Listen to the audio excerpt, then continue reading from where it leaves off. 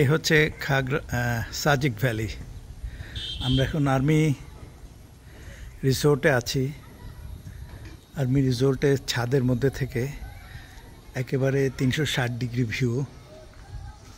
ডান পাশে এই যে মোবাইল টাওয়ার।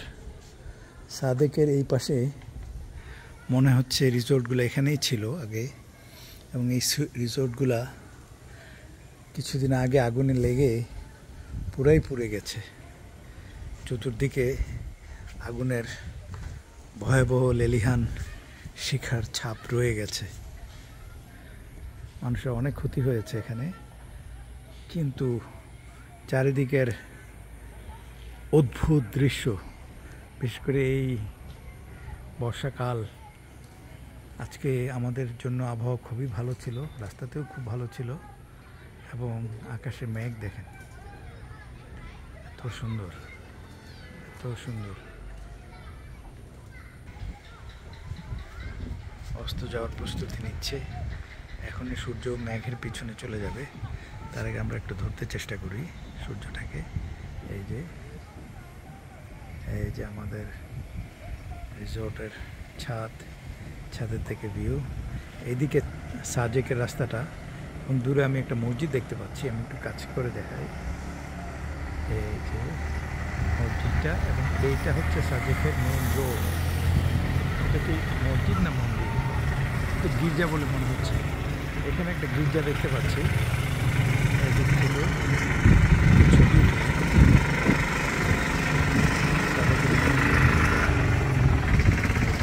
ওখানে একটা মসজিদ রয়েছে। এই যে এখানে একটা মসজিদ, একটু কাছে আনি মসজিদ, এবং এখানে একটা রিসোর্ট দেখতে পাচ্ছি। আমার মনে হয় না এটা আর্মির হবে। আর্মিদের জায়গাগুলো খুব সুন্দর। এই যে মসজিদটা,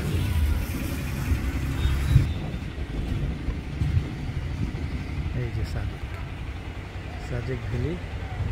এই ভ্যালির থেকে একদম চতুর্দিকে ওই দূরে, আমি জানি না এটা বাংলাদেশের ভেতরে না বাইরে, অনেক দূরে পাহাড়ের মাথাগুলো বেশ উঁচু,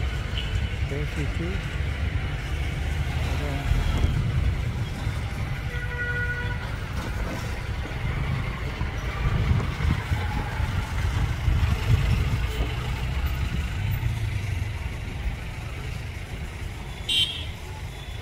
পা ধরে যেতে হোক দেখা যাক।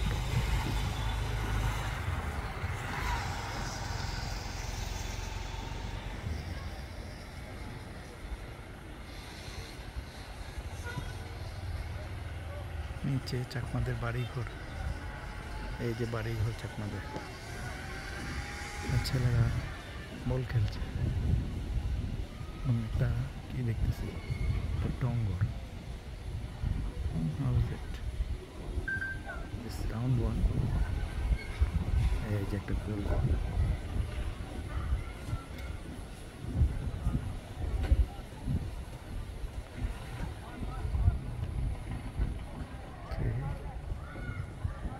বেশি কাছে করলে আবার বটগাছ।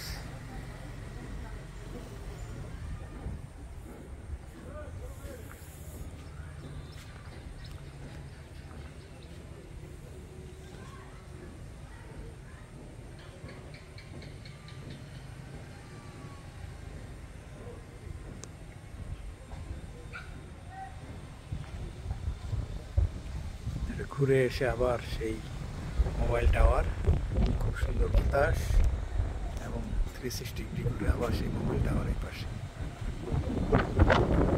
এই সেই সাজেক ভ্যালি, এই সেই বাংলাদেশ।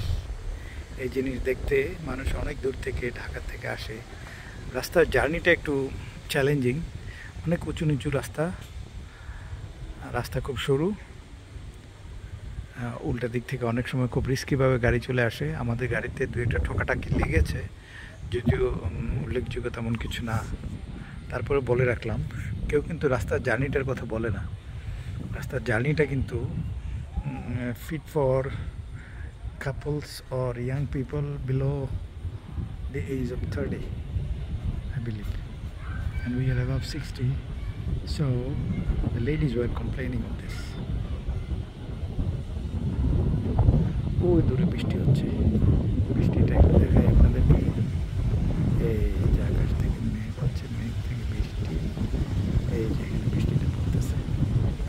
us. Okay.